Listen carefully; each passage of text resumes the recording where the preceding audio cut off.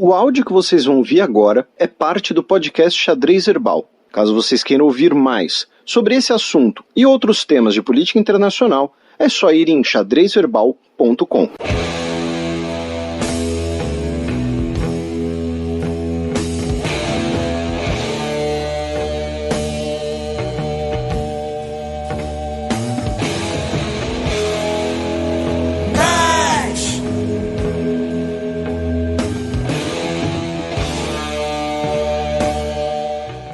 16 dias após vitória de Biden, Trump autoriza a transição de governo.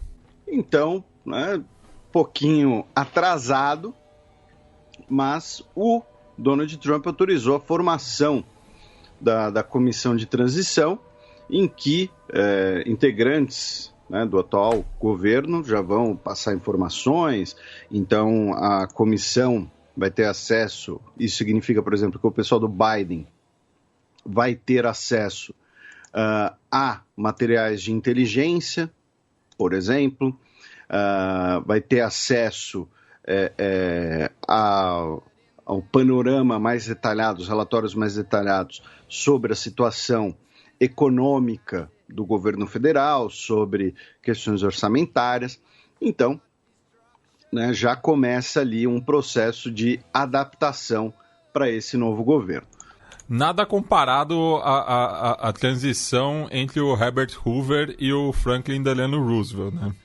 Ah, sim. Ali o buraco era bem mais embaixo. Mas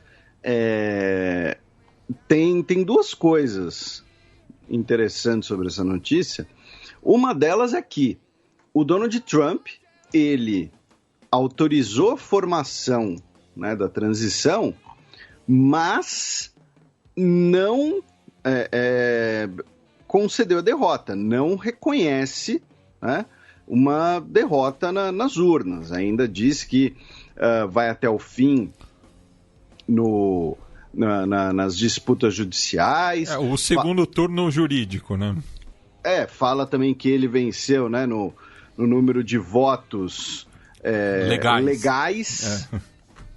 Então, por conta daquela questão do período dos votos, a chegada dos votos pelo correio depois do dia da eleição, toda aquela discussão que a gente já havia antecipado, que a gente falou dos correios nos Estados Unidos. Então, ele mantém o discurso de fraude, mas, na prática, concedeu a derrota, porque ele autorizou a formação da comissão de transição. Então, ele mantém o discurso para o público interno, para o público mais fiel a ele, não é nem público interno, para o eleitorado mais fiel, até porque, como a gente repercutiu 2 semanas atrás, 80% dos eleitores nos Estados Unidos consideram que o Biden já era o vencedor das eleições, isso 2 semanas atrás. E a outra questão interessante, meu caro Matias, que assim, que eu achei muito bizarro isso, porque teve gente compartilhando essa história, teve gente mandando isso daí até em resposta a um tweet meu, que é o seguinte, o Trump, a funcionária, a integrante do governo, que chefia a comissão de validação dos resultados eleitorais, ela está sofrendo ameaças. Vá. Então, eu não digo ela supostamente, o nome dela é Emily Murphy, do GSA. Eu não vou dizer que ela estaria, alguma coisa assim, porque eu não tenho dúvidas, eu não tenho motivos para duvidar. É bem razoável que ela tenha recebido cartas, seja de trumpistas mais fanáticos, dizendo, olha, você não pode validar os resultados, se você fizer isso, a gente sabe onde você mora e tudo mais, desde antitrumpistas mais fanáticos, dizendo, olha, você está prejudicando o país, você não está sendo patriota, ao não validar a vitória do Joe Biden, então a gente sabe onde você mora, a gente sabe da sua família e tudo mais. Então, como eu disse, eu não vejo, né, eu acho que é bastante possível que ela esteja recebendo de fato essas ameaças. Só que por que eu estou falando disso? Porque o Donald Trump tweetou assim, que como a Emily Murphy, ela foi assediada, ameaçada e xingada, e eu não quero ver que isso aconteça a ela, sua família ou outros funcionários da GSA. Só para esclarecer, GSA, que eu não falei, é General Services Administration. É a burocracia. O almoxerifado. É o cartório, né, do governo federal. Claro, a gente está aqui falando de uma maneira jocosa, né, gente? A gente está falando de uma instituição maior, mas é uma instituição burocrática que uma das funções acaba ssendo validar, né, um processo de transição, justamente essa papelada. Né? Os carimbadores malucos. Então, é justamente isso. Olha, tá aqui Joe Biden, tá aqui a papelada que você precisa ter acesso, né? Acesso à papelada. E só nesse aspecto também da transição, né? Os eleitores mais hardcore do Trump também, eles justificam também que aconteceu o mesmo em 2000, né? Que a transição começou com o Al Gore, não com o George H.W. Bush, né? Então, e aí o Donald Trump estava falando, olha, como a Emily Murphy, né, tá sendo aí assediada e tudo mais, eu não quero que aconteça, então eu vou autorizar os protocolos de transição. E aí, muita gente começou a compartilhar isso, e como eu disse, teve gente até que mandou isso para mim, dizendo que eu estava, né, mentindo e fake news e tal, falando que o verdadeiro motivo que o Donald Trump estaria tomando essa decisão é por conta das ameaças e para preservar a integrante do governo. Aí eu me pergunto, se essas pessoas não percebem que o que elas estão dizendo é que o presidente da nação mais poderosa do mundo, o cara que tem acesso à CIA, à NSA, aos SEALs da Marinha, sei lá, ao Chuck Norris, entendeu? Ao Braddock, ele está cedendo a cartas de ameaça nessa retórica, né? Nesse discurso. Se essas pessoas não percebem que esse discurso significa dizer que o Trump estaria cedendo a ameaças. E não. É só discurso, é um discurso que ele está dando para dar uma validade emocional a uma decisão que na prática é a concessão da derrota, né? Na prática é a constatação da realidade, né? Então, isso que eu também acabei achando muito curioso. Nesse processo todo, nas 2 últimas semanas, né, algumas novidades foram a Geórgia, né, o estado tradicionalmente republicano, certificou a vitória do Joe Biden e depois de uma recontagem manual dos votos, tá? Então, assim, recontagem manual no papel, feita por pessoas. Nada de urna eletrônica, nada dessas coisas, né? Também já estão, né, falando porque a empresa tal, porque a Venezuela que faz as urnas eletrônicas nos Estados Unidos, né? Que era um plano do Hugo Chávez. Pois é, ai meu Deus, mano. Hugo Chávez já morreu, já tem... Não, e daí é o paradoxo, né, da Venezuela quebrada conseguir influir na eleição de uma das maiores potências mundiais. Pois é.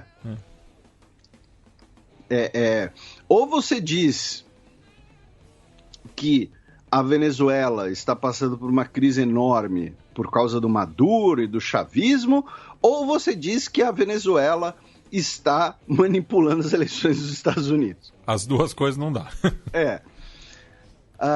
Aí tivemos também, na semana passada, na quinta-feira, dia 19, né, a entrevista que vai ilustrar diversos documentários sobre o governo Trump, tudo isso, que foi o Rudy Giuliani falando das fraudes, do voto pelo correio, das ações judiciais tomadas. Enquanto isso, a tintura de cabelo dele escorrendo, né, pelas têmporas. Ele estava derretendo no sentido figurado e literal, né? Pois é.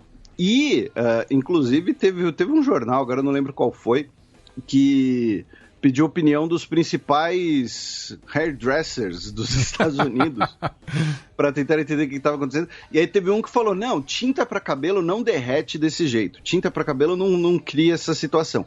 Muito provavelmente a tintura dele estava desbotando e ele quis retocar com algum produto improvisado, tipo rímel, e aí aconteceu isso. Então tem toda uma análise técnico-científica sobre o Giuliani derretendo. Michigan, nessa última segunda-feira, dia 23, certificou a vitória do Joe Biden no estado. Na terça-feira, dia 24, Pensilvânia e Nevada certificaram o Joe Biden como vitorioso. Porém, na quarta-feira, dia 25, a juíza Patricia McClough acatou um pedido de deputados republicanos da Pensilvânia e suspendeu a certificação da vitória do Joe Biden no estado. Tá? Então, na Pensilvânia, ainda teremos, talvez, mais capítulos dessa novela toda. No dia 25, quarta-feira, o Xi Jinping parabenizou Joe Biden pela sua vitória eleitoral. Basicamente, faltam Putin e Bolsonaro, né, em líderes relevantes internacionais que não tenham reconhecido a vitória do Joe Biden. Na mensagem, o Xi disse que os dois países devem se comprometer ao respeito mútuo, à cooperação para promover a paz mundial, o desenvolvimento. E ontem, dia 26, o Trump deu uma entrevista na Casa Branca, que ele usou ali uma mesa menor ali para mudar o visual atrás dele, então ele queria que o quadro de George Washington ficasse atrás dele, e ele disse que ele considerará um erro se o colégio eleitoral eleger o Joe Biden, porém, se o colégio eleitoral eleger o Joe Biden, ele deixará a Casa Branca. Então ele basicamente falou que vai cumprir com a obrigação dele. Não, né? O famoso não fez mais que a obrigação, né? Então, aí chegamos no Dia de Ação de Graças, que foi na última quinta-feira, e que teve uma interrupção nas celebrações, já que o jogo de futebol americano, que seria do prime time, né, o jogo entre Pittsburgh Steelers e Baltimore Ravens, foi suspenso, foi adiado, né, talvez seja a melhor definição, por conta de casos de Covid. Então, só porque a gente passou 2 semanas falando com ação de graças, quando os americanos sentam e comem um monte assistindo futebol americano o dia inteiro, o jogo do prime time foi adiado. Então a gente zicou o negócio. Desculpa. Mas teve outros jogos, teve Washington e Dallas Cowboys, enfim. E aí, no Dia de Ação de Graças, nós temos, né, o presidente dos Estados Unidos garantindo ali o perdão presidencial a um Peru, né?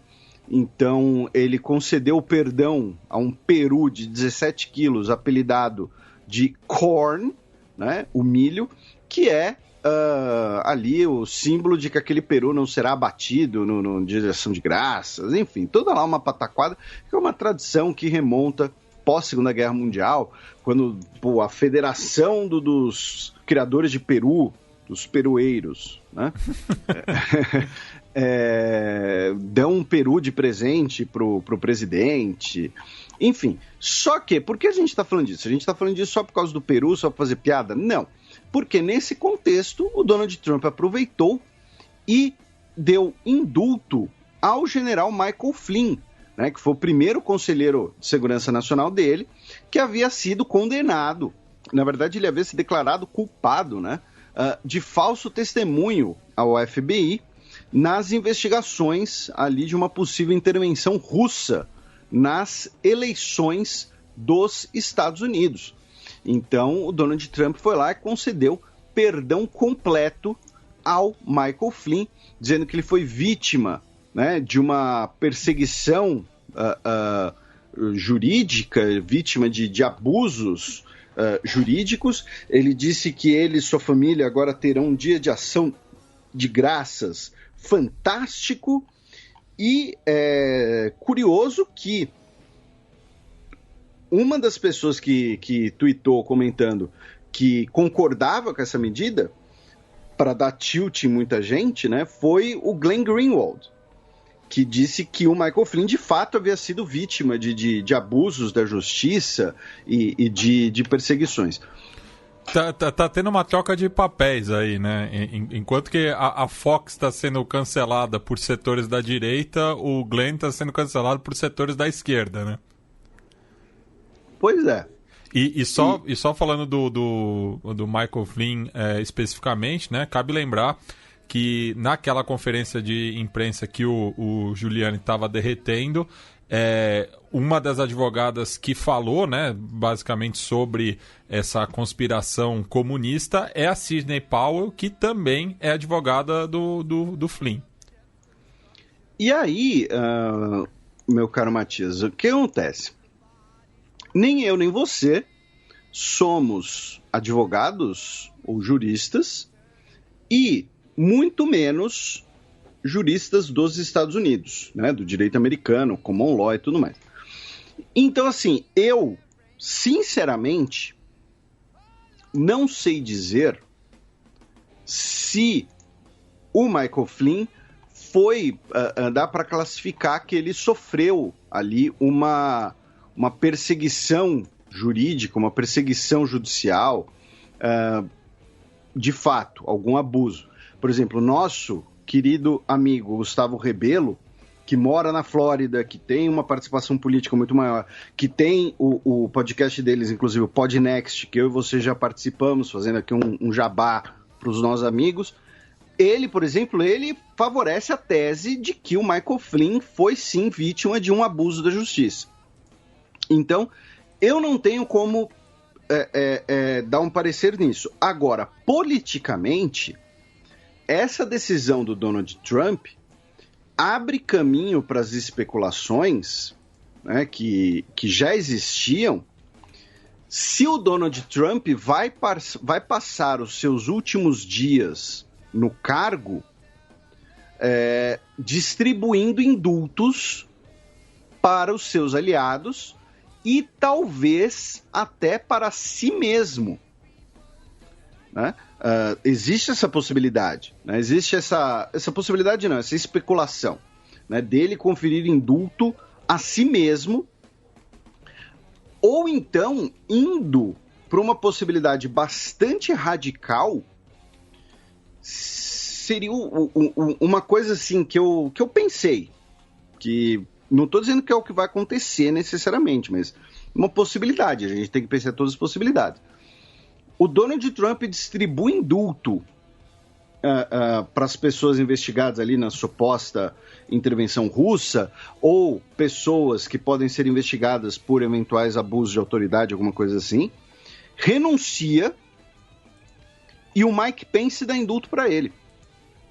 E o Mike Pence se tornaria presidente ali por alguns dias, né? Claro, uma possibilidade extremamente remota, né? Mas vamos lembrar... Na atual conjuntura... Sim, e vamos lembrar que o senhor Gerald Ford deu indulto para o Nixon. Né? O Nixon renuncia, o Gerald Ford vira presidente e o Ford dá indulto para o Nixon, pelo escândalo Watergate e tudo mais. E isso depois que já tinha perdido a eleição, né? Isso. Então, é uma possibilidade, eu não estou aqui cravando que é o que vai acontecer, mas no oceano de possibilidades também tem essa. Em 2020, Felipe, ó, eu acho que é bem factível. Então, essa coisa do Donald Trump já ter dado esse indulto no Ação de Graças, né, pro General Flynn e tal, não sei. Falando em transição, passando agora, né, pro governo Biden, o Biden realizou ali uma coletiva de imprensa, né, um show, né, para anunciar, né, o seu novo gabinete, né? E aí ele falou que os Estados Unidos estão de volta, prontos para liderar o mundo, né? E para liderar, né, o mundo nesse processo como secretário de Estado, né, o ministro de Relações Exteriores dos Estados Unidos, ele nomeou o Antony Blinken, que era o principal conselheiro dele de política externa quando ele era vice-presidente, e era um cara com bastante influência no Departamento de Estado durante o governo Obama. E, né, esse discurso de América liderar o mundo é sempre complicado, porque, por exemplo, no caso aqui do senhor Antony Blinken, ele foi um dos principais articuladores da intervenção que destruiu a Líbia, né, que mergulhou a Líbia num cenário de caos completo que ela se vê hoje, né? Ah, Felipe, você está falando isso porque você então está defendendo o Gaddafi, você é um partidário do Gaddafi? Não, eu estou constatando a realidade apenas. A intervenção liderada pelos Estados Unidos destruiu a Líbia e colocou o país numa guerra civil violentíssima que hoje a Líbia é um failed state. E não é exclusividade da Líbia, né? Afeganistão, Iraque, enfim. O senhor Antony Blinken também defendia uma maior presença dos Estados Unidos na Síria. E com isso, e a gente vai falar um pouquinho mais sobre o Irã especificamente, mas com essa nomeação, ao nomear alguém que era próximo dele quando ele era vice-presidente e próximo ali da camada decisória do governo Obama, eu imagino que até para defender o legado dos 8 anos Obama, o sinal é que o Joe Biden vai reverter diversas posturas do governo Trump para reverter mesmo. Não é assim, vamos reverter para readequar o caminho. Não, vamos reverter porque o Donald Trump fez tudo errado e porque vamos defender o legado da política que a gente fez nos 8 anos Obama. Então, nesse sentido, você vai ter coisas interessantes, coisas positivas, como, por exemplo, uma valorização dos fóruns multilaterais. Então, é possível que a gente tenha, né, o fim da paralisação do OMC, é possível que a gente tenha, né, certamente teremos o retorno dos Estados Unidos ao Acordo de Paris, teremos o retorno dos Estados Unidos ao OMS, provavelmente teremos uma retomada da normalização de relações com Cuba, né? Então, coisas propositivas, coisas construtivas. Ao mesmo tempo, muito provavelmente também teremos um endurecimento em relação às relações com a Rússia, por conta da Ucrânia, lembrando, né, que o Joe Biden tem aí ligações com a Ucrânia por toda essa campanha, né, por conta do filho dele, a gente falou bastante disso. Vamos talvez ter uma retomada dos Estados Unidos na Síria, tentando fortalecer os curdos, tentando reverter os avanços russos. Provavelmente teremos, né, aí uma política talvez mais intervencionista em relação a outros locais do globo, como o Chifre da África, como Venezuela, tá? Então, é aquela coisa, né? O Obama é um cara muito carismático, é um cara que fala muito bem, é um cara muito legal, um cara que dá vontade de querer jogar basquete com ele. Ao mesmo tempo, é o cara que instituiu o assassinato por drone, né? Então, são lembretes sempre interessantes de fazer. E aqui eu vou lembrar vai ser a primeira vez, mas não vai ser a última, que eu vou lembrar dos nossos programas na eleição entre Trump e Hillary, em que a gente falava aqui que a Hillary, ela provavelmente seria muito mais intervencionista que o Donald Trump.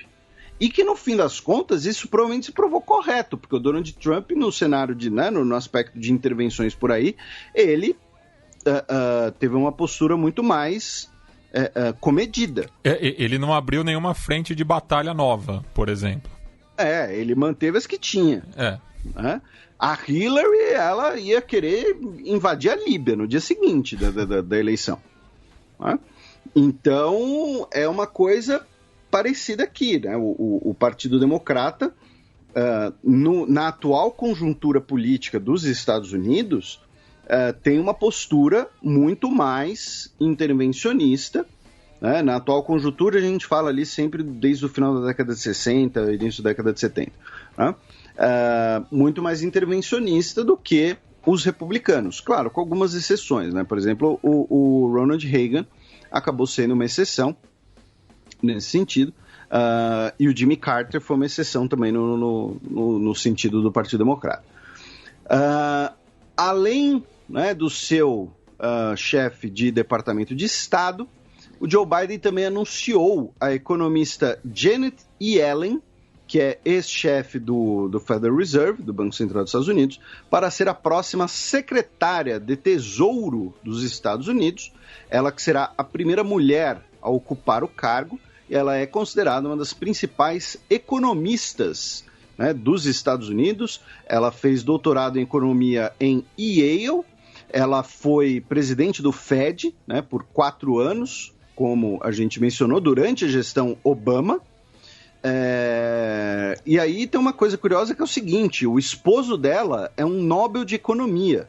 Então, eu acho que no café da manhã eles só devem falar sobre juros.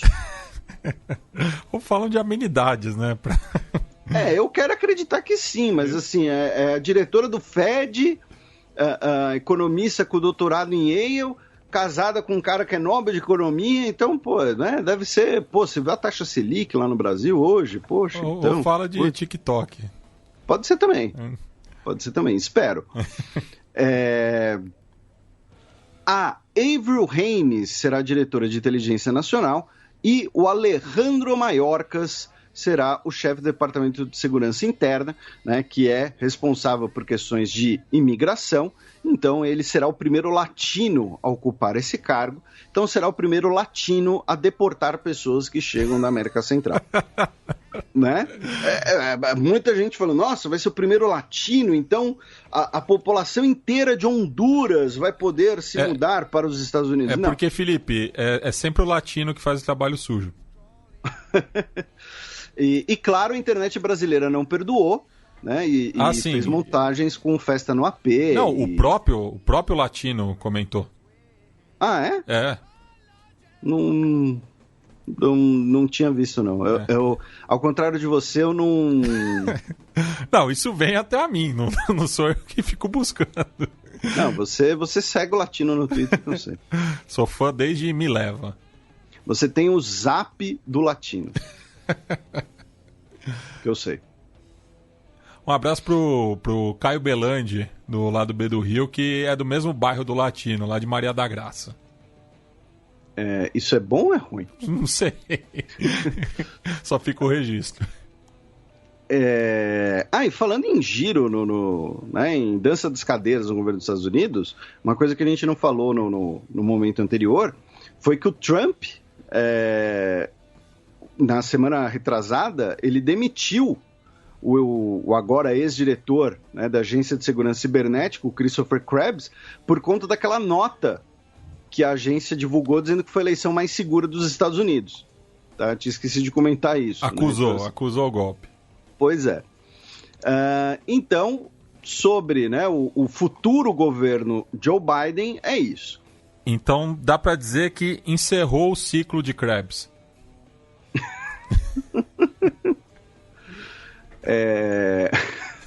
Aí a gente sai aqui das notícias internas né, do governo, das eleições, e vamos rapidamente para o Oriente Médio com um desdobramento que é muito interessante, que é o seguinte, né, meu caro Matias? Nessa coisa que a gente mencionou do Joe Biden, né, possivelmente reverter as ações do Donald Trump para as ações do período Obama, uma das grandes possibilidades, uma das grandes incógnitas é o acordo nuclear com o Irã. E, na semana passada, o governo iraniano já sinalizou isso pelo seu ministro de Relações Exteriores, o Javad Zarif, que disse que o Irã pode retomar os seus compromissos do acordo automaticamente, sem quaisquer negociações, apenas se o governo dos Estados Unidos levantar as sanções impostas pelo governo Trump. Então o que ele falou, não precisa nem me ligar, não precisa nem conversar. Joe Biden levantou as sanções contra o Irã, dizendo, olha, o acordo nuclear voltou a vigorar, a gente volta a cumprir tudo bonitinho. Tá? Então, assim,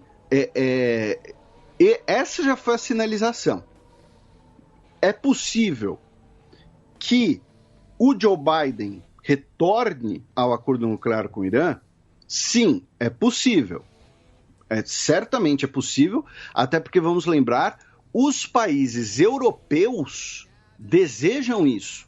Né? França, Reino Unido, Alemanha, que foram os países que participaram da negociação do acordo, desejam isso, até porque são os países que querem vender para o Irã, que querem investir no Irã. A gente, na época, repercutiu que logo depois do acordo, o presidente do Irã fez um tour pela Europa, assinando um monte de contrato polpudo com empresas de aviação, empresas do setor automobilístico, ia ter uma fábrica, né, de uma empresa, de uma montadora francesa de carros no Irã. Então os países europeus, eles estão ali com o olho deles é que nem o olho de desenho animado, que ele virou um cifrão, né? Então tem essa possibilidade. Só que tem países que não querem isso, nomeadamente Israel e Arábia Saudita, que dizem que o acordo nuclear vai flexibilizar a possibilidade do Irã adquirir armas e que, na verdade, e principalmente, né, seria apenas uma ferramenta do Irã ganhar tempo para construir, para fazer a sua arma nuclear, né, a sua bomba nuclear. E aí, no último domingo, dia 22, tivemos, pela primeira vez, um encontro entre o Benjamin Netanyahu e o Mohammed bin Salman, o príncipe herdeiro MBS da Arábia Saudita, que é o mandatário do país. Na Arábia Saudita, o Netanyahu voou até Neom, né, que é a cidade /resort que a Arábia Saudita está construindo na costa do Mar Vermelho. Realizaram um encontro com Mike Pompeo, secretário de Estado dos Estados Unidos da administração Trump, ou seja, é o secretário de Estado aí já cumprindo aviso prévio. E certamente a discussão foi: e se esse Joe Biden aí voltar para o acordo nuclear? Né? O que a gente vai fazer? O que a gente vai fazer em relação ao Irã? Né? O que a gente pode articular aqui? O Sesc Pompeo? Será que nessa última semana aí de governo Trump a gente tem alguma coisa que a gente possa fazer? Tem que esperar uma decisão do Joe Biden? Então tivemos esse encontro inédito, lembrando que Israel e Arábia Saudita não possuem relações oficiais. Durante muito tempo essas relações ficaram condicionadas ao aceite israelense da proposta de paz saudita, né, o Plano 2000, que nunca foi aceito, em relação à Palestina. Então, acaba sendo algo bastante interessante, até por outros desdobramentos, que são, primeiro, justamente a questão da Palestina muito provavelmente não foi discutida, então a rivalidade mútua com o Irã está fazendo com que a questão palestina fique de lado, fique para trás. Segundo, o encontro era para ser sigiloso, porém, o Bibi, né, o Netanyahu, não manteve no sigilo, porque assim, o encontro rapidamente, entre aspas, vazou para a imprensa israelense, ele confirmou, e pior, ele não teria avisado o Benny Gantz do encontro. Benny Gantz, que é o ministro da Defesa de Israel, e é o cara que vai revezar no cargo com o Netanyahu. Então, seria ali uma forma, inclusive, de pressionar ou descreditar o Benny Gantz publicamente. O Mike Pompeo, dias antes, né, quando foi para a região, pela primeira vez visitou assentamentos na Cisjordânia, tá? Territórios reconhecidamente palestinos, e que são normalmente assentamentos, o que a gente já explicou aqui, os assentamentos ideológicos, normalmente de comunidades ortodoxas que acreditam possuir um mandato divino em relação àquelas terras. Então, a possibilidade do Joe Biden retomar o acordo nuclear com o Irã acaba sendo bastante interessante e certamente foi a grande discussão e vai criar ali um suspense para os próximos dias. Nesse contexto todo, o governo dos Estados Unidos libertou um cidadão dos Estados Unidos, judeu, chamado Jonathan Pollard, que estava preso há 30 anos por espionar em prol de Israel. Ele entrou numa fria. Para quem não pegou, gente, é por causa do Polar. E aí, ele já estava incondicional e agora ele não terá mais restrições de viagem e vai poder, então, ir para Israel. Tivemos o Iêmen soltando rebeldes hutis no Iêmen, né, os xiitas apoiados pelo Irã, disparando mísseis contra uma estação de petróleo em Jeddah, na Arábia Saudita. Outras 3 notícias da região: diplomatas iranianos serão julgados na Bélgica pela tentativa, né, pela suposta tentativa de colocar uma bomba num encontro de opositores iranianos que ocorreu no país. O Irã rejeitou o pedido sueco de comutar a pena de um médico chamado Ahmadreza Djalali, que é um cidadão iraniano com nacionalidade sueca, ele tem a dupla binacionalidade. Ele foi preso em 2016 e condenado por corrupção, embora não tenha muitos indícios mais concretos do que realmente ele foi acusado. E a ativista saudita Lujain Al-Hatlu, que foi uma das principais coordenadoras da campanha para que as mulheres sauditas pudessem dirigir, foi decidido que ela será julgada como terrorista. Tá?